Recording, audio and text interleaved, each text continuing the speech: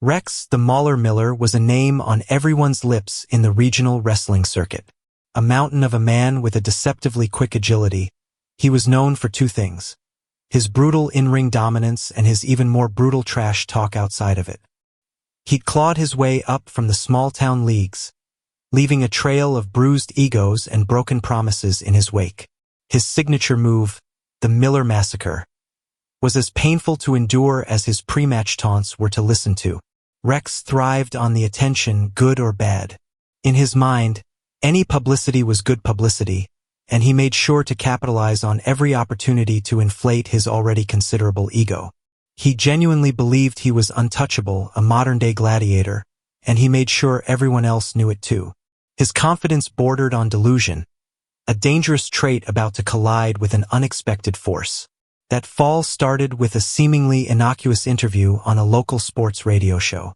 Rex, riding high off a recent championship win, declared, "I can take down anyone, any fighter, any discipline, anytime, any place. Put them in front of me, and I'll dismantle them." The host, eager for a soundbite, pressed him further. "Even MMA fighters? Boxers? Martial artists?"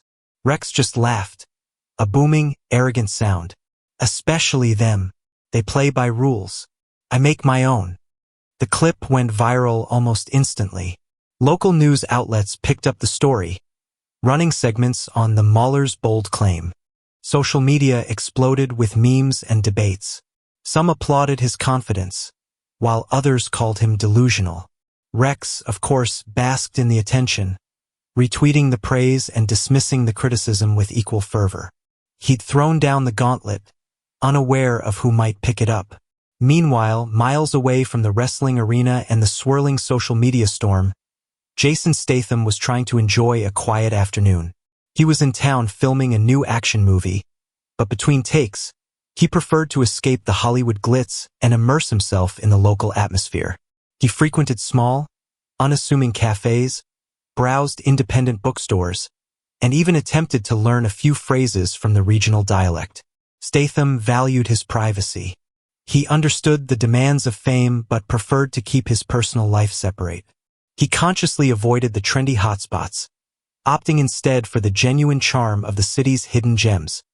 He was just another face in the crowd, or so he thought, completely unaware that his peaceful anonymity was about to be shattered by an overconfident wrestler with a microphone and an inflated sense of self. The collision course was set at Mama Rosa's, a small, family-owned Italian restaurant known for its authentic pasta and cozy atmosphere. Statham was enjoying a quiet lunch, reading a book and savoring a plate of spaghetti carbonara, when Rex the Mauler Miller walked in, entourage in tow. Rex immediately recognized the actor. A grin spread across his face, a mixture of genuine excitement and opportunistic calculation. He nudged his manager, whispering, "Jackpot." Fueled by his own ego and the potential for massive publicity, Rex swaggered over to Statham's table. Well, he boomed, his voice echoing through the small restaurant. "If it isn't the action star himself. Heard you were in town. Thought I'd offer you a real action scene. Me versus you. Right here, right now. What do you say, tough guy?" Statham looked up from his book, a flicker of annoyance crossing his face. He carefully placed his fork down, wiped his mouth with a napkin, and fixed Rex with a steady gaze. "I appreciate the offer," he said, his voice calm and measured, "but I'm rather enjoying my lunch. Perhaps another time." He offered a polite, almost apologetic smile, hoping to diffuse the situation with diplomacy. "Besides," Statham continued, subtly gesturing around the restaurant, "I don't think Mama Rosa would appreciate a wrestling match breaking out amidst her spaghetti." He chuckled lightly, attempting to lighten the mood. His intention was clear: to politely decline the challenge and avoid any unnecessary confrontation. He just wanted to finish his lunch in peace. Rex, however, completely misinterpreted Statham's calm refusal. To him, it reeked of fear. He puffed out his chest, emboldened by what he perceived as weakness. "What's the matter, Statham? Scared you might actually get hurt? Thought you were supposed to be tough." All those stunts and special effects don't mean a thing in a real fight. His voice grew louder, attracting the attention of the other diners. Whispers rippled through the restaurant as people recognized both men. Rex, feeding off the growing audience, pressed his advantage. "Come on, tough guy. Don't be a chicken. Just a little friendly match. What's the worst that could happen? Besides you losing, of course." He punctuated his taunts with a mocking laugh, effectively turning the quiet Italian restaurant into a makeshift stage for his ego. The crowd saw an actor, a movie star. They didn't see the years of dedication, the countless hours of training etched into Statham's very being. They didn't know about the dojos, the sweat, the discipline. A quick flashback. A young Jason, raw and determined, bowing deeply before his karate sensei.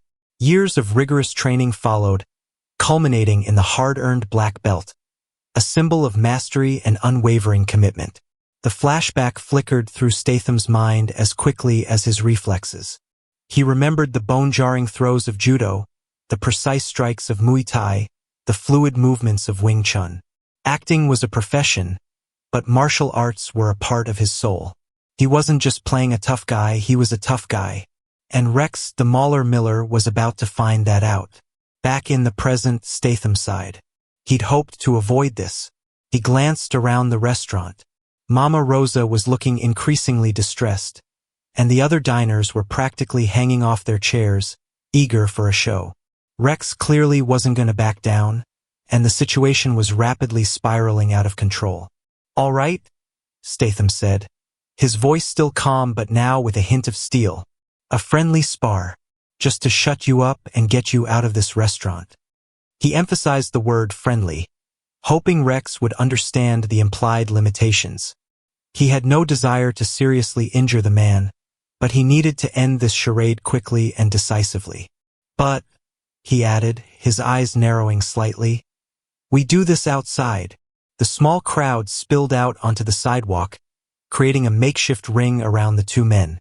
Rex, brimming with confidence, shadowboxed, cracking his neck and rolling his shoulders. Statham simply stood calmly, observing his opponent. Rex wasted no time.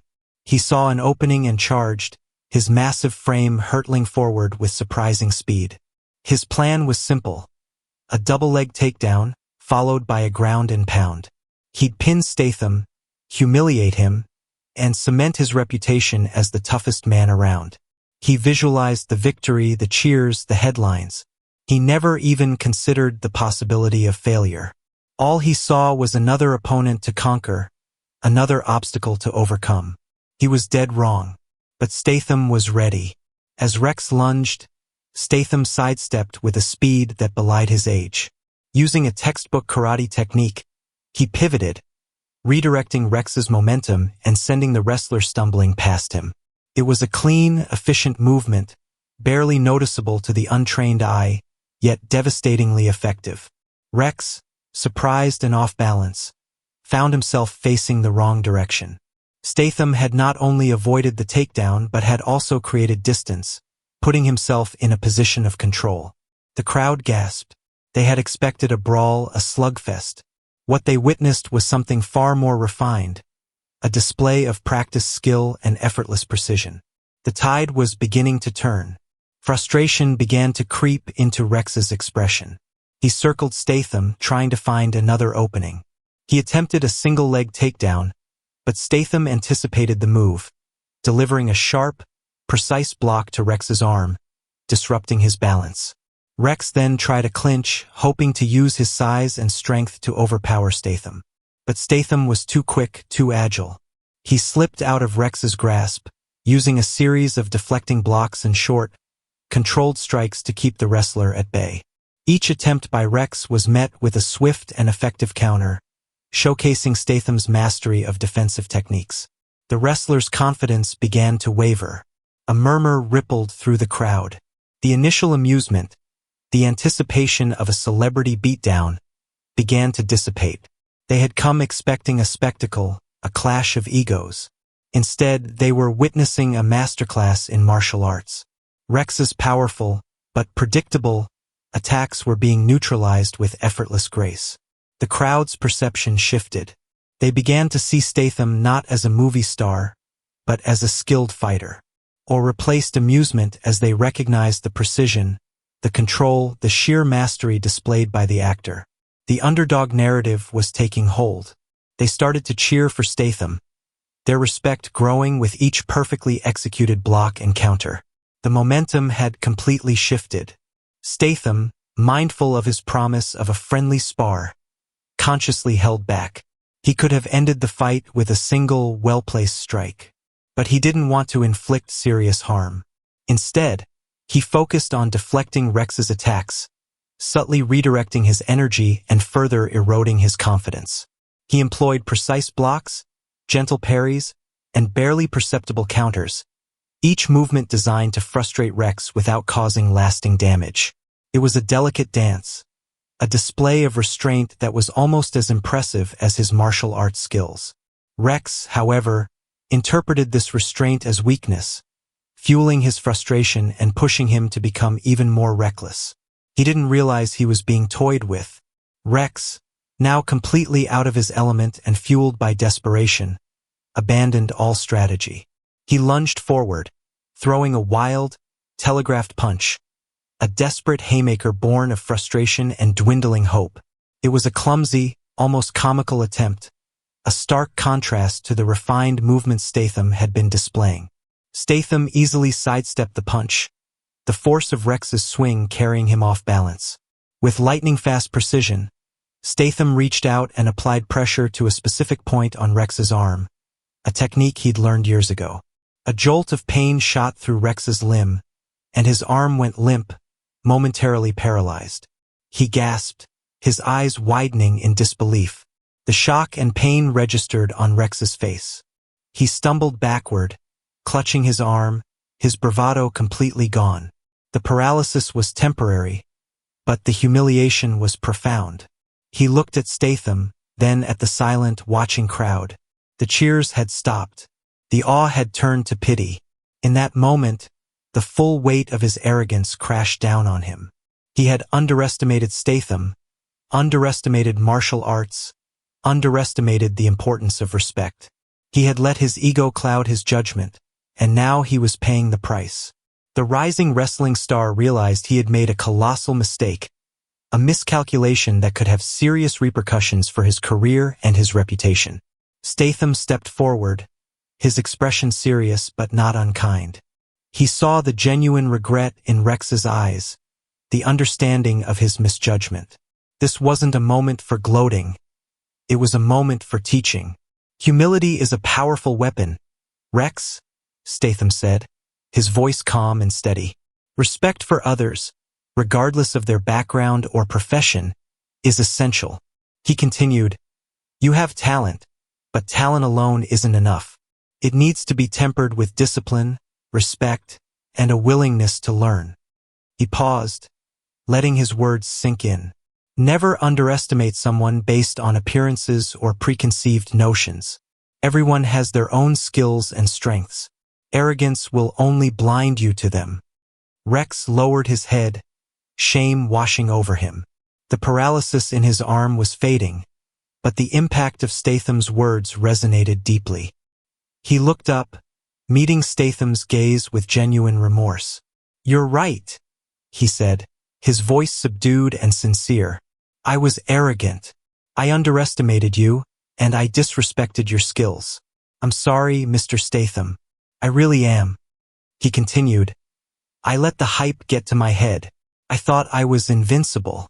But you showed me that there's always someone better, someone more skilled, someone more disciplined. I'll learn from this. I promise you that." His apology was heartfelt, a stark contrast to the boastful pronouncements he had made earlier. Statham nodded, accepting the apology with a graciousness that further highlighted Rex's poor behavior. "Apology accepted, Rex," he said. "Now take this as a lesson. Focus on honing your skills, perfecting your craft. Don't let ego dictate your actions. True strength comes not just from physical power, but from inner discipline and constant self-improvement." He paused, offering a final piece of advice. Spend less time talking and more time training. With that, Statham turned and quietly walked away, disappearing back into the crowd as quickly and efficiently as he had dispatched Rex's attacks. He left behind a humbled wrestler, a captivated audience, and a valuable lesson learned. The video of the spar went viral even faster than Rex's initial boast. The public humiliation stung. Sponsors wavered, and social media exploded with mocking memes. Rex's manager initially panicked, fearing irreparable damage to his client's career. But Rex, surprisingly, remained composed. He recognized the opportunity to reinvent himself. He publicly acknowledged his mistakes, thanked Statham for the valuable lesson, and vowed to become a more disciplined and respectful athlete. He started volunteering at a local youth center, mentoring aspiring wrestlers and emphasizing the importance of humility and sportsmanship. He even incorporated elements of martial arts into his training regime, broadening his fighting style. The Mauler was gone, replaced by a more mature, focused, and ultimately more likable Rex Miller. Jason Statham, meanwhile, continued filming his movie, seemingly unaffected by the incident. He finished his shoot, bid farewell to the city, and moved on to his next project, leaving behind only a faint memory of a friendly spar and a bewildered wrestler. The story, however, lingered. It became a local legend, a tale whispered in cafes and bars about the cocky wrestler who challenged the wrong guy and learned a valuable lesson about overconfidence and the importance of respecting martial arts. The legend served as a reminder that true strength lies not just in physical prowess, but in humility, discipline, and the wisdom to know when to walk away.